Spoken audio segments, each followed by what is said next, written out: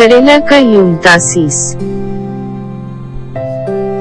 केरला हिंदुस्तान की एक रियासत है जो दक्कन के जनूबी हिस्से में वाक़ है। केरला का बड़ा शहर तिरुवनंतपुरम है, जो केरला की राजधानी है। यहाँ 97% लोग मलयालम बोलते हैं, 2% लोग तमिल बोलने वाले हैं और दूसरी जबानों के बोलने वाले सिर्फ 1% हैं। यहाँ के बाशिंदों को मलयाली कहते हैं। शुमाल और शुमाली मशरकी सरहद कर्नाटक से, मशरकी व जनूबी सरहद तमिलनाडु और मगरबी सरहद बहरीन से मिलती है।